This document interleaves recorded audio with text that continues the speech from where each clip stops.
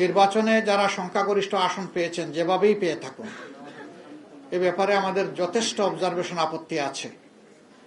দায় মূলত তাদেরকেই নিতে হবে। দেশের শান্তি শৃঙ্খলা রক্ষা করা হবে যদি তারা সরকার গঠন করেন, এটা তাদের দায়িত্ব। কিন্তু এখন এগুলা কিসের আলামত? এখন এগুলা বন্ধ করতে হবে। এখন বন্ধ করা না হয় আমরা বাধ্য হব যে কোনো সিদ্ধান্ত নিতে। এবং আমরা নিরীহ দেশবাসী যারা ভালোবেসে একটা পরিবর্তনের পক্ষে গণভোটে হা বলেছেন এবং আমাদেরকে ভোট দিয়েছেন, সহযোগিতা সমর্থন করেছেন, আমরা তাদেরকে বলতে চাই, আপনারা যেমন আমাদের সাথে ছিলেন, আগেও আমরা আপনাদের সাথে ছিলাম, আজকে থেকে আরো শক্তভাবে আমরা আপনাদের সাথে থাকব। নির্মাণে নাম্বার 1 শাহ সিমেন্ট। আমাদেরকে যদি বাধ্য করা হয় তাহলে রাজপথেও আমরা নামব। বেশ কিছু জায়গায় আপনারা লক্ষ্য করেছেন, কালকে নির্বাচনী সম্প্রচার যখন হয়, ফলাফল হঠাৎ করে বন্ধ, 2 ঘন্টা 4 ঘন্টা লাপাত্তা। এগিয়ে আছেন তিনি হাজার হাজার ভোটে, শেষের দিকে গিয়ে তিনি ফেল, নাই, তাকে খুঁজে পাওয়া যাচ্ছে না।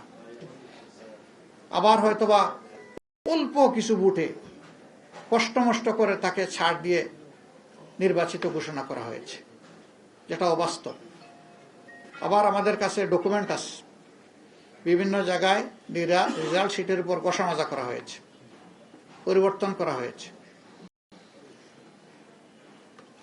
কিছু কিছু আসনে দ্বৈত নীতি অবলম্বন করা হয়েছে। নাসিরউদ্দিন পাটোয়ারির আসনের ব্যাপার আপনারা সবাই জানেন, এটা আমাকে বড় করে আর বলতে হবে না।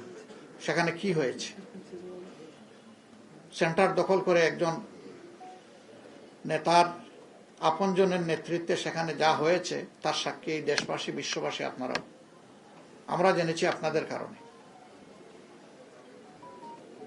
বাংলাদেশ খেলাফত মজলিসের আমির আল্লামা মামুনুল হক সাহেব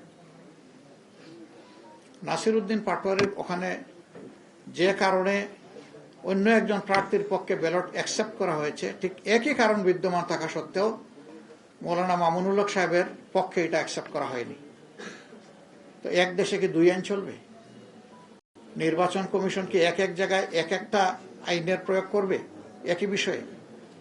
এটা এখন বিশাল ব্যাপার। আমাদের সেক্রেটারি জেনারেল সহ বেশ কিছু আসনে এই ধরনের ব্যাপার আছে।